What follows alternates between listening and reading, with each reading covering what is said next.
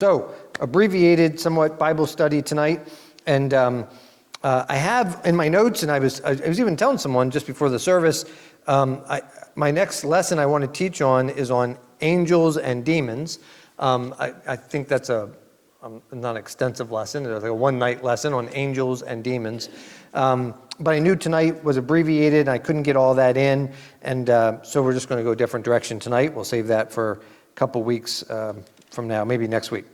1 Corinthians chapter 10, and one verse at the end of the chapter, verse 31. 1 Corinthians chapter 10, verse 31. Whether therefore ye eat or drink, or whatsoever ye do, do all to the glory of God. Dear Heavenly Father, we ask now your blessing on this time. Lord, we're going to take a few moments here, this part of our service, and look into your word. Lord, may it be something that we need. May the Holy Spirit take your word, speak to our hearts and minds this evening. We thank you. We ask this in your name. Amen. I want to talk tonight just for a little bit on how do I glorify God in everything that I do. How do we do that? This particular verse happens to emphasize eating, drinking, or whatever you do. So, how do we eat and drink to the glory of God? How do we do everything to the glory of God? As a creation by the Creator, our purpose is to glorify God in all that we do. And yet it seems like so many of the things that we do in our life are tedious. Friday, the boys were off school Friday. It was parent-teacher conference day. And the boys were at our house for 12 hours Friday. And Desi, every Friday now, since her grandmother had a stroke, Desi helps grandma and takes grandma. And they were gone for 4 hours, which I question that. I think what they had to do was probably 20 minutes. But no, I'm kidding. Anyway, but they were out for 4 hours, so I had the boys. And I said, we're going to rake leaves. Yeah. I am not a guy, I'm not a guy that thinks that all the leaves have to be off my yard. That's not me. But right beside our house, as you come to our house, if you've been to my house, there's a driveway right alongside the left side of the farmhouse. And beside the driveway, 2 huge maple trees. Overgrown, actually. They just need to be trimmed back and cut back a little bit. But because of that, they drop an enormous amount of leaves, maple leaves. And they're all bright yellow right now, and they're falling like it's raining out there, And it gets too many. If I don't rake that part of the area in the yard, then when I go to shovel snow, and I hope we don't have to, figuring we probably will, all those leaves are in the way, and there's so much right there, they could kill the grass right there. So we rake that part, we rake them down to the edge of the road, and then the township comes around, they vacuum them up where I live. So we rake leaves, and we did a lot. Desi was there for a while, and then me and the boys were doing it. And how do you rake leaves to the glory of God? It was on my mind as I was thinking about this. How do you rake leaves to the glory of God? These type of things. How is everything we do, the activities that we tackle? We're at work, we're going about our business, we're fixing the washing machine, we're driving. All these things that we do that are somewhat menial or routine. I think we understand how we glorify God if we're serving, if we're special music, if we're teaching a class, if we're ushering or greeting, or we understand that. But how about the in-between things? Because this verse tells us, if you eat or drink, or whatsoever you do all to the glory of God. So I just made some notes in that regards tonight. Along with that, and don't turn there because of time, but Psalm 19 verse 1 tells us the heavens declare the glory of God. The heavens declare. So creation itself declares the glory of God. The sky, the universe, all that's above us, and the massiveness of all that is above us, that declares the glory of God. So clearly it's incumbent upon us, made in the image of God, to be able to declare the glory of God. So how do I do that? Let's say, for example, and I have about 6 points here, how do I eat and glorify God? How do I do that? The verse tells us that, so how do I do that? How can I eat and glorify God? Number one, is what I'm eating God-honoring I think that's the first thing we have to ask, is what I'm eating God honoring? And clearly there are some things we may be partaking in that maybe we shouldn't be. I'm not going to get into too much of that, but at the very least, is what I'm eating then taking care of the temple of God? Because God gave me the temple. And so I need to be, I think, conscientious of the fact that I should be eating things that are healthy for me. I shouldn't be, I try to pick on some things that I don't do. How about I shouldn't be drinking 8 Monsters drinks a day, Philip buys them sometimes. These Monster drinks are like, 8,000% sugar or something, whatever. It's insane, No, not good for us, not good, not healthy, not productive. We shouldn't be getting our energy jolt out of a Monster energy drink. I don't think so. You may have different opinions on health things, but that's probably not real good. I shouldn't be eating 12 tasty cakes a day, I could. I like tasty cakes, but I shouldn't be drinking, right? There are some things we need to be careful of. There was a gentleman that I worked with for a while, and we had a business meeting. This guy was a large gentleman. He was unhealthy. He had had 2 heart attacks. And shortly after this, he died of a heart attack. But we had this business breakfast at the Marriott in Harrisburg, business luncheon breakfast thing, and I'm not kidding, he piled up his plate with bacon, like piled it up. Like I didn't know anybody ate that much bacon at one time. I like bacon, but I thought 3 strips or something was what you ate with your meal. This guy had like 30. I'm not kidding. I'm like, well, maybe if you have heart issues. Yeah, anyway, is what we're eating honoring to God? Is what we're eating honoring to the temple of God? God gave it to us. We could be eating that, which, there was a lot of talk here at the church at Corinth of eating meat that was offered to idols, right? That's not as much, I don't think we would agree, of an issue today as it was then, but there are clearly things that are honoring to God and things that are not honoring to God. And so that's one thing to keep in mind. How about, is the environment that I'm eating in honoring to God? Where am I going? I think about that. If Jesus was going out to eat with you today, where would you go? Same place you were going to go? Are there places good to go and not so good to go? And the answer is yes, I've been to both. I met a pastor down in Westminster, Maryland. And he and I were getting together. He eventually came here and spoke one time. But he had me down and he's like, we're going to go next door to the church. I forget the restaurant. It was something we all know, like Ruby Tuesday or Applebee's or something. He said, we're going to go next door and get something to eat. It's lunchtime. It's kind of quiet during the middle of the week. We walked in and he said to me, he's like, watch this. They always try to sit me at the bar. I don't think it was a joke. I just think that's where they thought that looked convenient or something. He's like, and he tells them, he's like, I'm the pastor of the Baptist church. I don't want to sit at the bar. Just give us a table, Are there places that are appropriate and not appropriate? Yeah, I'm not, if I'm taking Jesus out to eat, I'm not taking him to the bar, right? And so there are places we can go and the environment that we're in. Some restaurants are showing things on the screens that may not be appropriate or blaring music that may not be appropriate. There's a place we can eat that's appropriate. How about this? How about if I'm eating at home and I have the TV on? Am I watching something that's appropriate? Is the environment that I'm in appropriate? Are my companions that I'm with honoring God? The people that I'm with?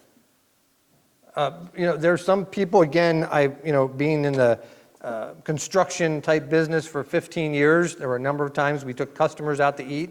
Some of them just want to tell, off-color jokes. It's just not the most comfortable environment to be in, the place, the people that you're with. Is it God honoring? Listen, I'm going back to verse 31. Whether you eat or drink, or whatsoever you do, do all to the glory of God. I think we can look at the small task of going out to eat and saying, is this really glorifying to God the way that I'm doing it? When the men get together on Saturday mornings at Brothers Restaurant to have a prayer breakfast, it's glorifying to God, right? God's the point of the discussion. The prayer request and the Bible study, the conversation, God honoring. I can go out to my wife and we can have a good discussion and a God-honoring discussion, or we could be sitting there complaining the whole time, right? Griping, moaning, complaining, yelling at each other. Not that we do that, but people do that. All right, let's move on. The verse says, whatsoever ye do. How about what things am I amused by? Romans chapter 1, we looked at this verse a little bit on Wednesday at our Bible study. Romans chapter 1 list, starting there in verse 29, it's a pretty extensive list of things that God has a problem with. The unrighteousness and the fornication, the deceit, the proud, the inventors of evil things. I'm just jumping down through the list. Verse 32, who knowing the judgment of God, that they which commit such things are worthy of death. They not only do the same, but have pleasure in them that do them. What am I amused by? I'm not doing these things, but am I getting pleasure from those that are doing it? Do I like watching those that are doing it? Do I enjoy their TV show? Do I enjoy their production or their concert or their whatever? Am I amused by those that are clearly doing some of these things? Like, I don't do it, but I'll sit down and watch it. I'll sit down and turn it on Netflix or whatever. Number 3 on my list, what are my hobbies? What are those things that occupy my time? When I have time to do things that I want to do, right? Many of us, I think we would agree, our schedule is full of things we have to do. Maybe that's work or taking care of our family or responsibilities that we have. We have doctor's appointments and different things that are going on we have to do. Then there's certain amount of time, hopefully certain amount of time in your schedule when you can do something you want to do. That's when people would go golfing or scrapbooking or whatever it is that may be your hobby. That hobby that you have, that thing that you like to do when you have some downtime. Is that something that's glorifying to God? Or in the midst of it, can we glorify God? In the midst of raking those leaves, I talked to the boys about creation. It came up, about the trees, about the roots, how deep the one tree that we have, the roots are up out of the ground and hard to walk around, because it's such a big tree. I think the one tree I have out by the road is one of the oldest and biggest trees in Linglestown. It's very, I'd have to cut it down to see how many rings are on it. I don't want to do that, but it's huge. It's humongous. And so the roots are up out of the ground. And it's hard you can't mow around it. It's hard to walk around because of the way that they've raised up. And so we talked about that because we're raking, right? Or tripping over these roots and getting our rake stuck on these roots. How God made it and how it works and how the leaves will be back next year. We have an opportunity to teach and to learn and to see God's glory, even raking leaves. What are my hobbies? What are those things that I do that occupy my time? What are those things that I do? I think we should have things like that. I don't think they're wrong. Right? There were times that Jesus got away from the crowds. He went up to the mountain, or he spent time in prayer, or he got together with his friends. He would stop with Mary and Martha and Lazarus and stuff and get together with them. There was nothing wrong with recreational time, but what are we doing in the midst of recreational time? Let's talk where the rubber meets the road. Desi and I go camping. We like to go camping. The one camper beside us when we were up at Knoebels, 9 o'clock in the morning, they started drinking. 9 o'clock in the morning. You're at I don't know why you'd pay that much to go to that campground. You're at the amusement park, right? Isn't that the point of being there? 9 o'clock in the morning, they're drinking. They're drinking hard all day, There's a big pile of cans and bottles and stuff, So their recreation time, this is the world, right? They're done with work and the stress of life. They get in their camper. They go to get away. They spend the entire time getting sloshed, And they're not going to remember any of it, They're wasting money, wasting time, I think, wasting all that. So as Christians, what are we doing with our time? I think we would agree, probably some Christians that in their downtime spend it drinking or doing other things that are not productive. Again, if Jesus was with us for the weekend, what would we be doing? Right? Would it change what we do? Number 4 on my list, what do I do when I'm all alone? Right? When it's quiet, when the kids are in bed, when the lights are off, when the dog wakes you up at 3 in the morning. Not that I know anything about that. Every morning, By the way, the dogs don't understand daylight savings time, my little dog, Ruby is our puppy. Ruby sleeps right beside me all night. Lucky me, because Ruby still has to get up sometimes in the middle of the night, sometimes. She's doing better. But Ruby gets up at 6 o'clock every morning, 6 o'clock. I mean, I swear the dog knows how to tell time. Because most of the time, it is 2 zeros on the clock. It is 6 o'clock. This morning, of course, 5 o'clock, right? 5 o'clock. Time to get up. I'm like, I don't have to get up. So I get up at 5 o'clock. What do you do during that time when the house is dark and you're trying not to wake the wife up and the other dog's up and whatever? What do you do? What do we do during that time? Is it productive? Is it God glorifying? Is it a waste of time? Is it wrong? What do we do with the time that we have? Whatsoever we do all to the glory of God. Whether we eat or drink, whatever we do all to the glory of God. What's my testimony then in front of others? Do others see God in my actions, in the things that I do, in the way that I handle situations, in the way that I respond? Do others see God in that or not? I'm a fairly patient person. I say that because the older I get, the more of a struggle that is. How's that? Right? But I'm a fairly patient person. I remember a couple years ago, we were checking in to our place when we were in the Outer Banks for our week in September. This was a few years before COVID. And they had messed everything up. And the more they tried to fix it, the more they messed it up.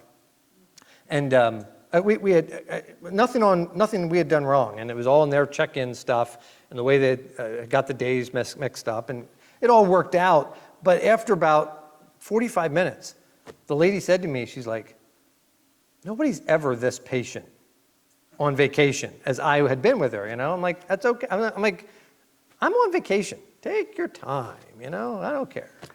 But people get really angry, don't they? They get really upset and really angry, and you better get this fixed, and you better make this right. And does the world see Christ in my response, in my actions, and the things that I do, and the way that I respond? And that was an example where Pastor West looked very good.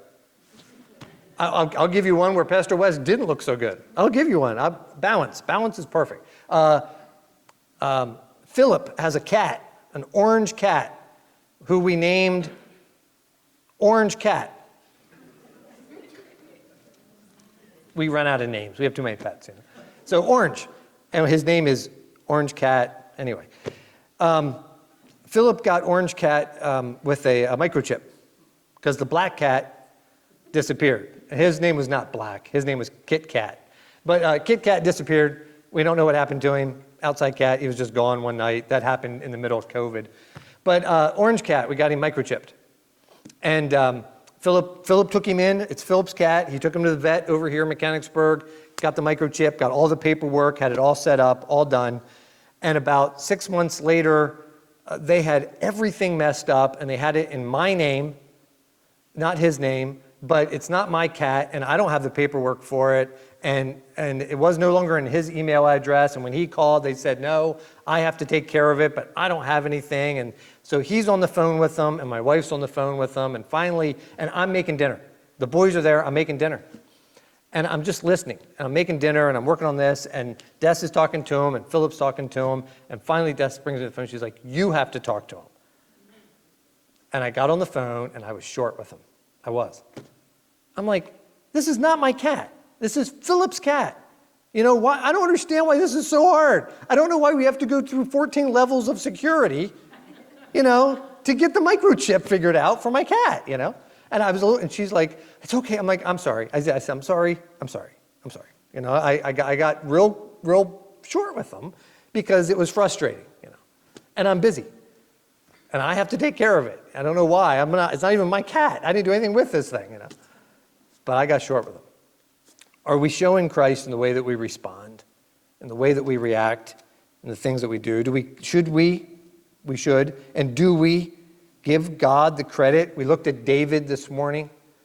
David told Goliath, now think about this, before he lopped off his head, he told Goliath, I'm going to kill you, that the world may know, that the Philistines may know, that Israel may know that God won the victory, that God did this, that the Lord is victorious, that he used the little shepherd boy to slay the mighty giant. He gave God all the credit beforehand of what was going to happen. Do we respond like Jesus responded? I think that's the question in all that. All right, I just wanted to look at that one verse tonight. Whether therefore ye eat or drink or whatsoever ye do, do all to the glory of God. I think it's something we need to be mindful of. I think it's something we need to stay on top of. I think it's something we probably will find we battle every single day. Learning how to give God the glory in every situation, in everything that happens, in all that we do. Give God the glory. May he be glorified. May the world see God in us, even in the menial task of life. All right, we'll end with that. It's about 22. And so this is what we're going to do. I'm going to have a word of prayer. We're going to close our Bible study time. And then after that, Debbie's going to come. Debbie reads the minutes from the last meeting. I know that's not an exciting time because she reads through all the financial report, which we need to read into the minutes because we tried to do everything by, Robert's rules of order here, and she'll read it in. So people go, I didn't catch all that. That's all right. Listen, that was last quarter stuff, right? I'm going to show you this quarter stuff on the screen as soon as she's done. And then right after that, I have about 6 or 7 things I want to talk about.